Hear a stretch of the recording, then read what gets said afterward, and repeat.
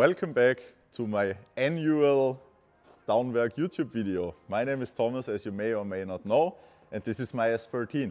So basically this video is going to be divided into 3 separate steps. First, I'm going to give you a tour around the car. Second, we're going to go for a wash.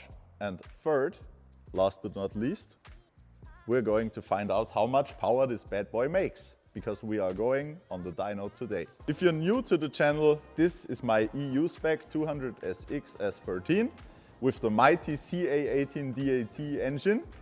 And we're gonna start, of course, with the most important thing of this build, the engine compartment. So basically what's done to it, we have some forged pistons, we have some beefier rods inside.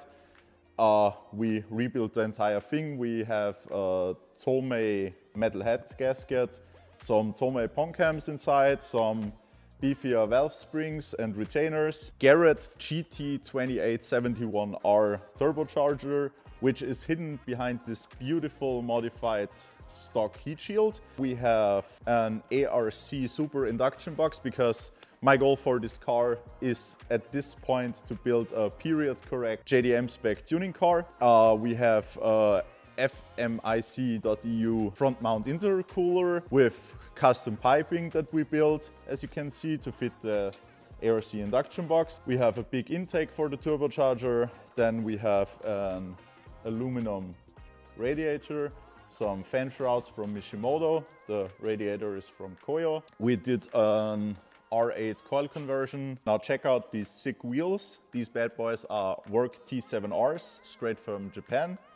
We fitted some Partshop Max Z32 calipers along with some Z32 rotors. The lug nuts are 3 to 6 power, also JDM as fuck boy. Suspension wise, we fitted some Tyne Flex Z adjustable coilovers with camber plates in the front. The rear is equipped with the DWNWRK arm kit, so we have DWNWRK camber arms, caster arms and the tension rods. In front there's S14 lower control arms and also the S14 hub conversion, the 5-lug conversion. In the back there's some modified 350Z hubs for the 5-lug conversion.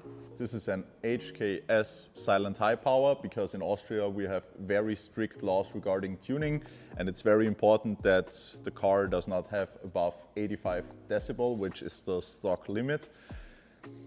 Here you can see some Navan crystal taillights, which I put into the car because of the all-white theme. So let's get down to the interior.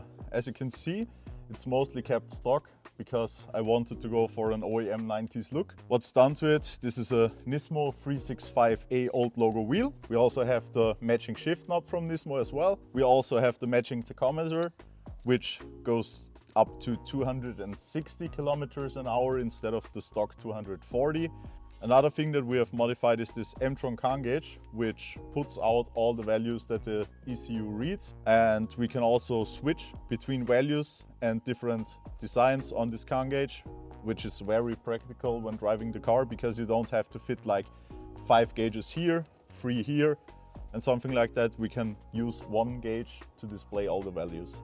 And another thing which is placed here is this fire extinguisher because I'm really paranoid when driving this car.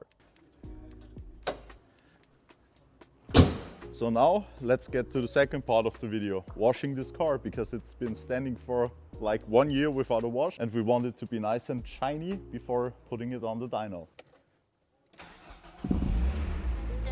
Round and round, I'm gonna make you feel my up and down, round and round. You gonna make me lose my. First off, I don't know what you've been told. Don't play around, I'ma put you on hold. Second, I don't need none of your control. Take a walk, just leave me alone. Third, what the fuck is up with you? I'm the only one I'm into, and if it's not with you. I'm done with you. Next.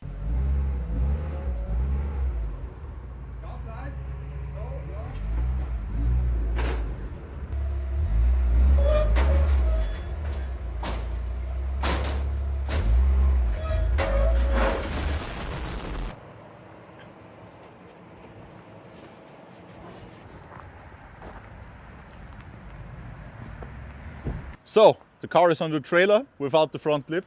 Maybe you know the dinosaur meme, that's the car right now. So we're loaded up and ready to go to the dyno. Our reliable towing rig, as always. We fixed the mirror issue actually. If you remember, for our viewers, the mirror always used to fold in and then extend above this. We fixed it. We unplugged the mirror. So there's no power mirror on the left side now.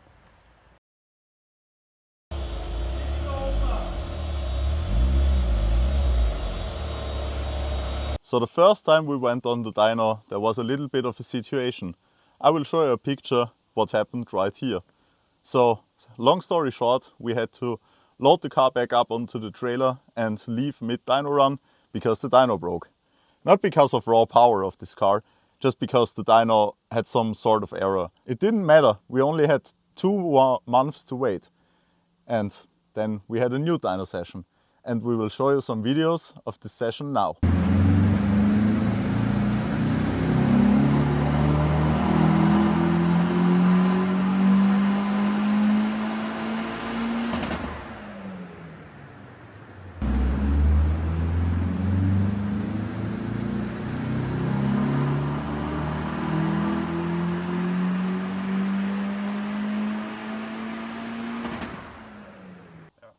We set the rev limiter at 7,300 RPM, even though we built the engine for like 8,000, but it really wasn't necessary because the car wasn't making any more power up the top range, and it was just unnecessary stress on the engine components and on the turbocharger. And we couldn't even make any more boost because in Austria we have very strict emissions regulations, and I have to use a high flow metallic cat in order to meet those emissions regulations. And at like 360, 370 horsepower, this really started messing with the exhaust temperatures, and so we just called it a day and said, okay, we will limit the boost at 1.3 bar, and we are happy with that power because why not? We aimed for 300 wheel, we got way more than that, and I'm very happy with the results. Well, let me surprise you. I also got new wheels again. So those are Nismo LMGT2 wheels in 8x17 with some 215/45 17s. So as you probably saw in the beginning of the video, we have almost every Nismo old logo part for this car available. And this was my last missing puzzle piece. So I'm very proud of those wheels, obviously. We rebuilt those with some titanium bolts. We polished the lips, we powder coated the centers, we got some new billet hubcaps, and in my opinion it's really nice. It's a really nice touch for this car. It makes it even more period correct than it already was, and let's say it like that. I'm really happy with the power the car made on the dyno. I'm even happier with the way the car turned out as a whole. Like, subscribe, share with your friends, and hopefully see you as a subscriber in a future Downwerk YouTube video.